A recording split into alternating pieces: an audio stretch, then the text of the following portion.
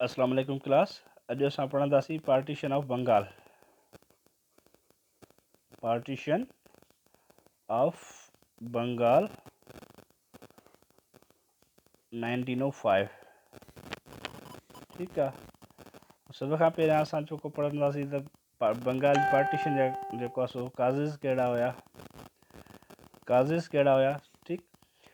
सभ खां पहिरियां जेको काज़ हुयो उहो त हुयो जेको आहे सो पॉपुलेशन जो थिकली पॉपुलेटेड एरिया हो। थिकली पॉपुलेटेड एरिया हुयो। ठीकु आहे। हाणे थिकली पॉपुलेटेड एरिया हो त पॉपुलेशन केतिरी हुयसि? पॉपुलेशन हुई बंगाल जी 78 मिलियन। ठीकु आहे। नंबर ॿियो जेको हो थिकली पॉपुलेशन खां अलावा जेको आहे सो vastness of the area. Vastness of the area ऐं मीन्स एरिया तमामु वॾो हुयुसि, जेको सभिनी खां तक़रीबन इंडिया जे सब कॉन्टिनेंट में जेको इंडिया हुयो उन सभिनी सूबनि में वॾे में वॾो सूबो बंगाल हुयो न। एरिया केतिरो हुयुसि? 1,89,000 स्क्वायर किलोमीटर। ठीकु आहे। हाणे इहे ॿ मेन काज़िस हुआ जंहिंजे करे बंगाल खे जेको आहे सो डिवाइड कयो वियो। ठीकु। त बंगाल खे डिवाइड करण लाइ त जेको आहे सो घणे जेके पहिरियां बंगाल जा गवर्नर वग़ैरह हूंदा हुया उन्हनि जेको आहे सो पार्टीशन प्लान्स ॾिना हुया, पर जॾहिं 1899 में Lord Curzon viceroy of India थियो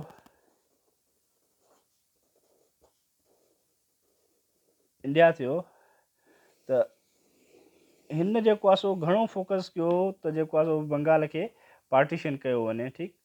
बंगाल खे छो पार्टीशन कयो वञे? छो त बंगाल जेको हुयो वॾो सूबो हुयो, सब कॉन्टिनेंट इंडिया जो वॾे में वॾो सूबो हुयो, जंहिंमें जेको आहे सो बंगाल जेको अॼुकल्ह प्रेजेंटली बांग्लादेश आहे उन जा कुझु एरिया हुया। बिहार हुयो। ठीकु आहे। बिहार खां पोइ उड़ीसा हुयो, आसाम हुयो ऐं कुझु हिसा जेको आहे सो पार्ट्स ऑफ चिटागंग, इहो जेको आहे साहिल समंदर एरिया हुयो। हीउ सॼो जेको आहे सो एरिया बंगाल हिकिड़े में ईंदो हुयो। ठीकु आहे। त लॉर्ड कर्ज़न जेको आहे सो जेका बंगाल जे गवर्नर उनखे समरी पेश कई त भाउ जेको आहे सो बंगाल खे पार्टीशन करे ॿिनि हिसनि में डिवाइड कयो वञे। एॾो वॾो सूबो आहे, हिकिड़ो गवर्नर जेको आहे सो उनजे एडमिनिस्ट्रेटिव इशूज़ खे नथो ॾिसी सघे। ठीकु आहे। त लॉर्ड कर्ज़न जेको आहे सो पोइ बंगाल खे जेको आहे सो ॿिनि हिसनि में डिवाइड करण जो प्लान जेको उनखे जेको फॉरवर्ड कयो वियो उन ते कमु शुरू कयो। ठीकु आहे। हाणे कमु शुरू कयईं जेको आहे सो उनखे अप्रूवल जेको आहे सो ॾिनई त जेको आहे बंगाल खे ॿिनि हिसनि में तक़सीम कंदासीं। जेको आहे सो अप्रूवल ॾिनो हुई जुलाई में। ठीकु आहे। जुलाई जी 20 तारीख़ हुई 1905 में हुन अप्रूव करे छॾियो त भाउ बंगाल जेको आहे सो ॿिनि हिसनि में डिवाइड थींदो। ठीकु। ऐं उन में जेको आहे डेट फिक्स कयनि त हिन डेट ते बंगाल खे जेको आहे सो डिवाइड कंदासीं, ॿिनि हिसनि में डिवाइड कंदासीं। उहा डेट कहिड़ी हुई? 16 अक्टूबर 1905। 16 अक्टूबर 1905 ते जेको आहे सो बंगाल डिवाइड थी वियो ॿिनि पार्ट्स में। हिकिड़ो थी वियो ईस्टर्न पार्ट, ॿियो थी वियो वेस्टर्न पार्ट। ठीकु आहे। जेके ईस्ट बंगाल ऐं वेस्ट बंगाल चवंदा आहिनि। ठीकु आहे। ईस्ट बंगाल जेको आहे सो थी वियो Muslim majority province. Muslim majority province. ऐं जेको वेस्ट बंगाल हुयो उहो थी वियो हिंदू मेजॉरिटी प्रोविंस। ठीकु। ईस्ट बंगाल जेको आहे सो जेको कैपिटल रखियनि उन्हनि रखियो ढाका ऐं वेस्ट बंगाल जो कैपिटल रखियनि कलकत्ता। ठीकु। हाणे डिवाइड थी वियो बंगाल ॿिनि हिसनि में, ईस्ट बंगाल ऐं वेस्ट बंगाल में। हाणे जॾहिं डिवाइड थी वियो त इन डिवीजन खे जेको आहे सो मुस्लमाननि वॾो वार्मली वेलकम कयो, वाइल हिंदू जेके हुया उन डिवीजन सां ख़ुशि न हुया। छाजे करे ख़ुशि न हुया? जो पहिरियां सॼी जेको आहे सो हर शइ ते जेको आहे सो हिंदू राज हूंदो, हिंदुनि जी डोमिनेंसी हूंदी हुई, मुस्लमाननि खे उहे इग्नोर कंदा हुया। ठीकु। ऐं मुस्लमाननि खे जेको आहे सो जेके उतां यूनिवर्सिटीज़ हुयूं, कोर्ट्स हुयूं या जेके उन जी सीट्स वग़ैरह हूंदियूं, उन हर शइ ते डोमिनेंस जेको आहे सो हिंदुनि जी हूंदी। हाणे जॾहिं का बि शइ डिवाइड थींदी आहे, सपोज़ ॿिनि भाइरनि में कंहिं ज़मीन वग़ैरह पहिरियां हिकिड़ी हूंदी आहे त पोइ जेको आहे सो उनजो शेयर घणो ईंदो आहे। जॾहिं डिवीजन थींदी आहे त पोइ ॿिनि भाइरनि जे विच में जेको आहे सो अधु हिसो हुन ॾे हलियो वेंदो आहे, अधु हिसो हुन ॾे हलियो वेंदो आहे। हुन हिसे पंहिंजे हिसे जेको आहे पैदावार पाण खणंदो आहे, ॿियो खणंदो आहे, न त छा थींदो आहे जेको आहे सो को घणी पैदावार वॾो भाउ घणी पैदावार खणी वेंदो आहे, नंढो थोरी उनखे थोरी ॾींदो आहे। इन करे जॾहिं डिवीजन थी वेंदी इक्वली हर डिस्ट्रीब्यूट थी वेंदी। सपोज़ 10 एकड़ आहिनि त 5 एकड़ हुन ॾे लिया वेंदा, 5 एकड़ हुन ॾे लिया वेंदा। अहिड़ी तरह जेको आहे बंगाल में जेको आहे जेके एसेट्स हुआ उनजी डिस्ट्रीब्यूशन थी वई। हाणे उन डिस्ट्रीब्यूशन सां छा थियो, मुस्लमाननि जे एरिया में जेको आहे सो ख़ुशहाली अचणु शुरू थी वई, ऐं हिंदू जेको आहे इन ख़ुशहालीअ खे ॾिसी न पिया सघनि, छो जो हिंदू बायस हूंदा हुआ मुस्लमाननि खां इनिशियल शुरू खां ई। उन करे जेको आहे उन्हनि जेको आहे सो इन पार्टीशन खे चयो त जेको आहे इहा ब्रिटिशर्स जी जेको आहे सो पॉलिसी आहे। ब्रिटिशर्स जेको आहे क्लेवरली जेको आहे सो ॿिनि मुस्लमान हिंदू गॾु रहंदा हुआसीं, उन्हनि खे पाण में विड़ाए डिवाइड एंड रूल वारी पॉलिसी तहत जेको आहे सो असां ते हुकूमत करणु थो चाहे, ठीकु। पर जेको आहे पार्टीशन त मुस्लमाननि जे हक़ में हुई ऐं मुस्लमान ॾाढा ख़ुशि बि हुआ उन पार्टीशन मां, पर हिंदू जेको आहे ख़ुशि न हुआ। पोइ उन्हनि जेको आहे सो उन पार्टीशन खे ख़तमु करण लाइ डिफरेंट मूवमेंट्स हलायूं, ऐं जेको ईस्टर्न बंगाल हो मुस्लमाननि जी मेजॉरिटी जो उन जेको आहे सो 18 मिलियन मुस्लमान हुया, 18 मिलियन जेको आहे पॉपुलेशन मुस्लिम हुई, ठीकु आहे। ऐं पोइ उन्हनि जेको आहे सो पार्टीशन खे ख़तमु करण लाइ डिफरेंट मूवमेंट्स स्टार्ट करायूं, ठीकु आहे, एजिटेशन्स स्टार्ट कयूं, जंहिंमें सभ खां पहिरीं वॾी जेका एजिटेशन मूवमेंट हुई उहा उन्हनि स्टार्ट कई स्वदेशी मूवमेंट। स्वदेशी मूवमेंट, ठीकु आहे। स्वदेशी मूवमेंट जेका हुई उहा छा हुई, उहा हिकिड़ी मूवमेंट हुई, एजिटेशन मूवमेंट हुई जेका हिंदुनि लॉन्च कई against the partition of Bengal. त पार्टीशन ऑफ बंगाल जेको आहे सो उनखे ख़तमु कयो वञे। इहा तॾहिं जॾहिं शुरू कई आहिनि जॾहिं अप्रूवल ॾिनो हुयो न लॉर्ड कर्ज़न, त बाबा हिन डेट ते असां अप्रूव कंदासीं, ठीकु आहे। त उन खां पोइ जेको आहे 7 अगस्त ते 7 अगस्त 1905 में हिंदू लीडर हुयो सुरेंद्र नाथ बनर्जी, इन इहा जेको आहे स्वदेशी मूवमेंट लॉन्च कई। इन मूवमेंट में छा थियो, हिननि जेको आहे इहा मूवमेंट जेको आहे 1905 खां स्टार्ट थी 1911 ताईं 6 साल जेको आहे सो इहा मूवमेंट हलंदी रही। इन में छा थियो, बाइकाट कयनि, जेके ब्रिटिश जूं गुड्स हुयूं उन सभिनी ॻाल्हियुनि बाइकाट करे छॾियो, भाई इहे शयूं असांखे न आहिनि वठणियूं, न आहिनि इस्तेमालु करणियूं, ऐं 6 सालनि ताईं उहे बाइकाट ते क़ाइमु रहिया। ऐं जेको आहे डिफरेंट अख़बारुनि में न्यूज़ पेपर्स में हिंदुनि जो जेको आहे सो माइंड जेको आहे सेट कंदा रहिया त भाउ ब्रिटिशर असांखे विड़ाए पंहिंजो जेको आहे सो मक़सदु हासिलु करणु थी चाहे, ठीकु आहे। पोइ उन में मेन जेको आहे ब्रिटिशर जो कपिड़ो वग़ैरह ईंदो हुयो, उहो कपिड़ो जेको आहे हुनजो बंदि थी वियो, हुननि पंहिंजो कपिड़ा ठाहिणु शुरू कया, पंहिंजा जेके लोकली ठहंदा उहे पाईंदा हुया। त ब्रिटिशर्स सोचियो त भाई हिंदू जेका हितां वॾी मेजॉरिटी वारी जेको आहे सो पॉपुलेशन वारी क़ौम आहे, ऐं उन्हनि जी असांखे हिमायत हासिलु न आहे, त असां जेको आहे सब कॉन्टिनेंट ते रूल ईज़ीली नथा करे सघूं। पोइ उन्हनि हिंदुनि खे चयो त भाई असां इहो मूवमेंट जेको आहे सो वापसि कंदासीं, तव्हां जेको आहे सो असांखे इन कयो।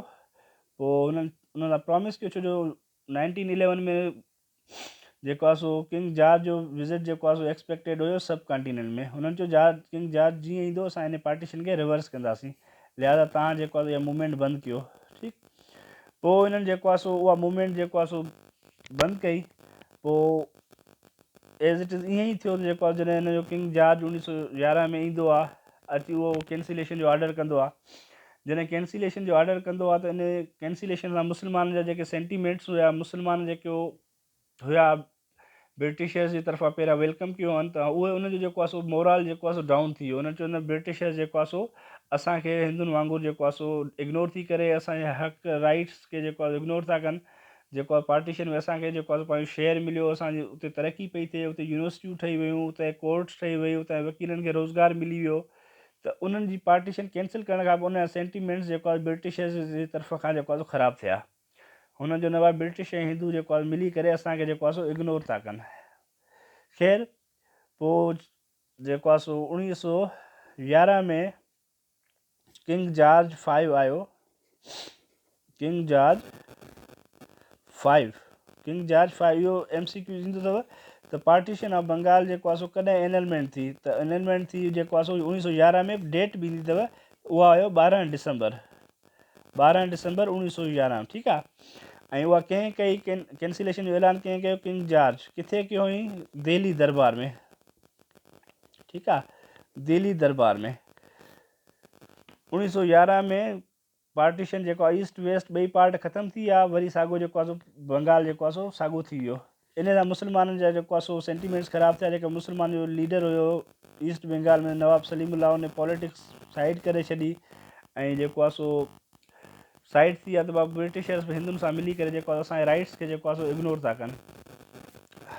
ठीकु आहे, इन मां हाणे असांखे हिन खे डिटेल खणी में नथा वञूं। इन मां जेको आहे सो इम्पॉर्टेंट MCQs जेके आहिनि हाणे असां उहे कंदासीं त कहिड़ा MCQs अची सघनि था पार्टीशन ऑफ बंगाल मां।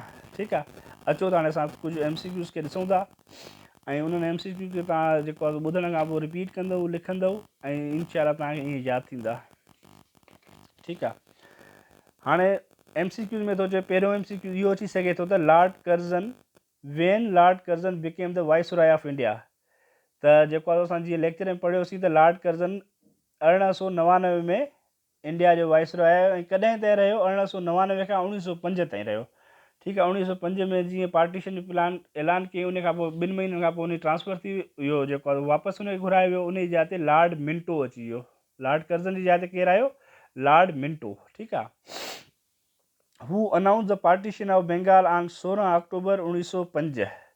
लॉर्ड हेस्टिंग ए में थो चए, बी में थो चए लॉर्ड वेविल, लॉर्ड कर्ज़न या लॉर्ड विलिंगटन। त पार्टीशन जेको आहे कंहिं कई? लॉर्ड कर्ज़न कई। Out of total population of 31 million of eastern Bengal, how many were Muslims? Muslims घणा हुया?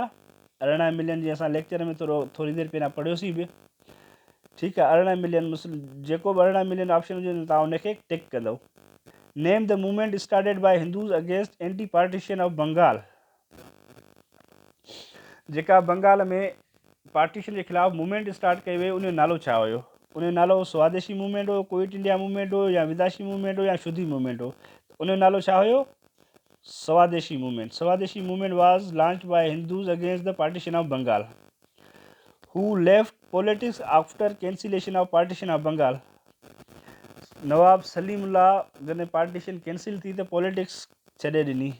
नवाब Salimullah was the leader of the East Bengal, who left politics after the cancellation of partition of Bengal. Next था चऊं MCQs number 6, when partition of Bengal was annulled, 1910, 1911, 1912 या 1913। तो partition of Bengal कॾहिं cancel थी? 1911 में cancel थी। कंहिं कैंसिल कई? किंग जॉर्ज 5 कई। किथे कैंसिल कई? दिल्ली दरबार में। ऐं डेट छा हुई? 12 दिसंबर। Who made the announcement of annulment of partition Bengal in 1911। असां हाणे पढ़ियोसीं, केरु हुयो वो? King George. ठीकु आहे, name the city which was the centre point of agitation against partition of Bengal. Agitation किथां स्टार्ट थी? कलकत्ते मां। Calcutta was the centre point from where the agitation against the partition of Bengal was started. Which Hindu leader started a movement against partition of Bengal? केड़ो हुयो? Surendra Nath Banerjee. Surendra Nath Banerjee was a Hindu leader who started the कहिड़ी movement? Swadeshi movement. Swadeshi movement जो सवाल अचे त स्वदेशी movement कंहिं start कई? त तव्हांजो आंसर छा हूंदो? सुरिंदर नाथ बनर्जी। ठीकु आहे, सुरिंदर नाथ बनर्जी। नेक्स्ट MCQs आहे असां वटि, who was the leader of Muslim in east Pakistan. East Pakistan sorry न, east Bengal.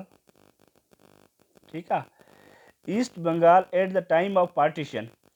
Nawab Salimullah A option आहे, नजीबुल हसन, राहत शाह, सैयद अमीर अली। त कहिड़ो हुयो असांजो ईस्ट बंगाल जो लीडर जंहिं सियासत बि छॾे ॾिनी हुई? नवाब सलीमुल्लाह खान। ठीकु आहे, नेक्स्ट MCQs थो अचे असां वटि, when lord Curzon issued an order of partition of Bengal into 2 parts. Lord Curzon इहो ऑर्डर कॾहिं जेको आहे इशू कयो त बंगाल खे 2 हिसनि में तक़सीम कयो वेंदो हुयो, जंहिंमें हुननि डेट अनाउंस कई त भाई हिन डेट ते बंगाल खे 2 हिसनि में असां डिवाइड कंदासीं।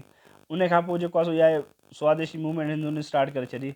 10 जुलाई 1905, 12 जुलाई 1905, 15 जुलाई 1905 या 20 जुलाई 1905। त छा हुयो आंसर?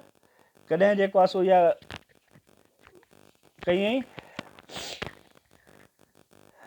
जुलाई जी काई तारीख़ हुई 20 जुलाई 1905 में जेको आहे सो इहो ऑर्डर इशू कयो हुअनि त जेको आहे सो बंगाल खे ॿिनि हिसनि में असां डिवाइड कंदासीं। What was the total population of Bengal before dividing into two parts? 59 million, 69 million, 78 million या 89 million? तो उन्हें population केतरी हुई 78 million. Which movement was launched by Hindus against partition of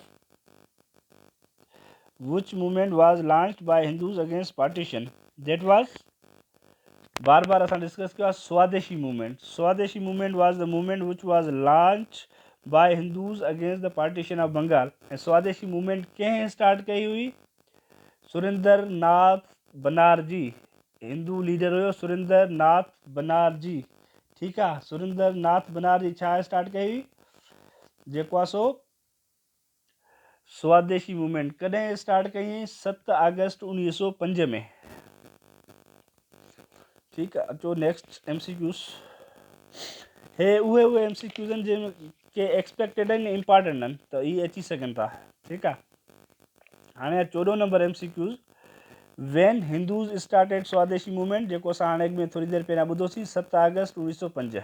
ठीकु आहे। Where announcement of cancellation of partition of Bengal was made, किथे थी? हर मां ॿुधायो आहे तव्हांखे, किथे थी? दिल्ली दरबार में। दिल्ली दरबार में कंहिं कई हुई? किंग जॉर्ज 5 कई। जेकॾहिं इहो MCQ जे जवाबु जेको पार्टीशन ऑफ बंगाल जी अनाउंसमेंट जेको कैंसिलेशन जी कंहिं कई? तव्हां सिंपल छा चवंदव? पार्टीशन ऑफ बंगाल जी जेको आहे सो अनाउंसमेंट कैंसिलेशन जी किंग जॉर्ज 5 कई हुई। ठीकु आहे, इहे जेको आहे सो कुझु पार्टीशन ऑफ बंगाल जा उहे MCQs सिलेक्टेड MCQs आहिनि जेके काफ़ी टेस्टुनि में आया बि आहिनि या मोस्ट इम्पॉर्टेंट टॉपिक सां रिलेटेड इहे ई आहिनि। पुछंदा पार्टीशन ऑफ बंगाल कॾहिं थी, कैंसिल कॾहिं थी, कंहिं कैंसिल कई, बंगाल जी पॉपुलेशन केतिरी हुई, बंगाल में जेको आहे सो मुस्लमान ईस्ट बंगाल में केतिरा हुया। इहे जेको MCQs आहिनि इन्हनि मां ई तव्हांजो जेकॾहिं पार्टीशन ऑफ बंगाल मां कढंदा तव्हांजा MCQs पार्टीशन ऑफ बंगाल जो हिकु बि ॿाहिरि कोन वेंदो। ठीकु आहे, इंशाल्लाह नेक्स्ट जेको आहे सो असां पढ़ंदासीं शिमला डेपुटेशन। शिमला डेपुटेशन बि इन सां पार्टीशन ऑफ बंगाल सां इंटरलिंक्ड आहे, छो जो उहो बि 1905 में ई थियो हुयो। 1905 में जेको आहे सो शिमला डेपुटेशन थियो। इंशाल्लाह नेक्स्ट वीडियो में असां उन ते डिस्कस कंदासीं। तेसि ताईं अल्लाह हाफ़िज़। Wish you best of luck for your test. Thank U.